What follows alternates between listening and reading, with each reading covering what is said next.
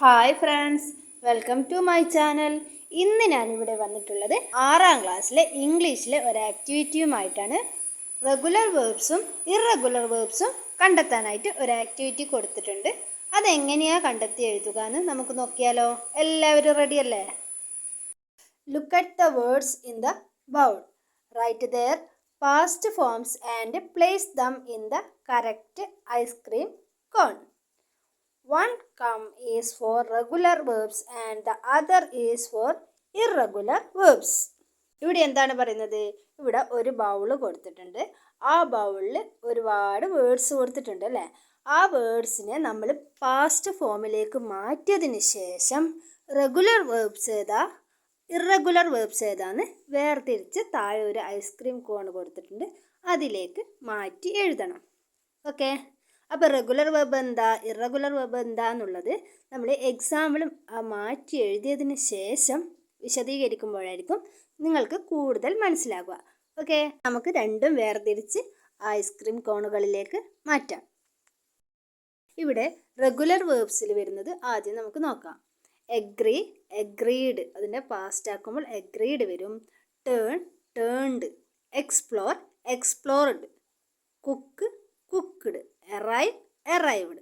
ഇതിൽ നിന്ന് നമുക്കൊരു കാര്യം മനസ്സിലാവാം. എന്താണ് റെഗുലർ വേർബ്സ് എന്ന് പറഞ്ഞാൽ അതിൻ്റെ പാസ്റ്റ് ഫോമിലേക്ക് പോകുമ്പോൾ ഇ ഡി കൂട്ടുന്നു അല്ലേ? ഇ ഡി എന്നുള്ള 2 ലെറ്റേഴ്സ് കൂടി വരുന്നു.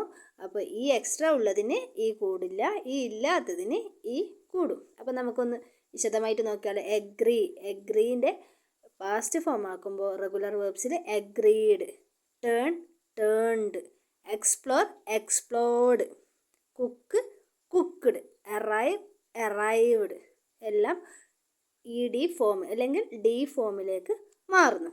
ഓക്കെ, പ്രസൻറ്റിൽ നിന്ന് പാസ്റ്റിലേക്ക് പോകുമ്പോൾ. ഇനി ഇറഗുലർ വേർബ്സിൻ്റെ എക്സാമ്പിൾസ് നമുക്ക് നോക്കിയാലോ. Speak, spoke. Teach, taught. Wear, wore. Fly, flew. Choose, chose. ഇതിൻ്റെ പാസ്റ്റ് ഫോമിലേക്ക് പോകുമ്പോൾ ഇ ഡി ഫോം ആകുന്നില്ല. സ്പീക്ക്, സ്പീക്ക്ഡ് എന്ന് വരുന്നില്ല. സ്പീക്ക് മാറിയിട്ട് സ്പോക്ക് ആവുന്നു. അതേപോലെ ടീച്ച്, ടീച്ചഡ് അല്ല ടോട്ട് ആവുന്നു പാസ്റ്റിലേക്ക് പോകുമ്പോൾ. Wear, wore. Fly, flew. Choose, chose. Okay, choosed എന്നൊന്നും വരുന്നില്ല. അപ്പോൾ ഇങ്ങനെയുള്ള വേർഡ്സിനാണ് നമ്മൾ പറയുക ഇറഗുലർ വേർബ്സ്. അപ്പോൾ ഇതെങ്ങനെയാണെന്ന് ഇപ്പോൾ എക്സാമ്പിൾ പറഞ്ഞ് ഓരോന്നും നമ്മൾ പാസ്റ്റിലേക്ക് മാറ്റിയപ്പോൾ മനസ്സിലായല്ലോ. അപ്പോൾ ഇത്രയുമാണ് നമ്മുടെ ഈ ആക്ടിവിറ്റിയിൽ പറയാനുള്ളത്. ഈ വീഡിയോ നിങ്ങൾക്ക് ഇഷ്ടപ്പെട്ടിട്ടുണ്ടെങ്കിൽ അഥവാ ഉപകാരപ്പെട്ടിട്ടുണ്ടെങ്കിൽ തീർച്ചയായും ലൈക്ക് ചെയ്യുക, ഷെയർ ചെയ്യുക. കൂടാതെ സബ്സ്ക്രൈബ് ചെയ്യാൻ മറക്കാതെ സബ്സ്ക്രൈബും ചെയ്യുക. ഇതുപോലെ ഓരോ ക്ലാസ്സിലെയും ആക്ടിവിറ്റീസ് ഉൾപ്പെടുത്തിയിട്ടുള്ള വീഡിയോസ് ഇട്ടിട്ടുണ്ട്. അപ്പോൾ താങ്ക്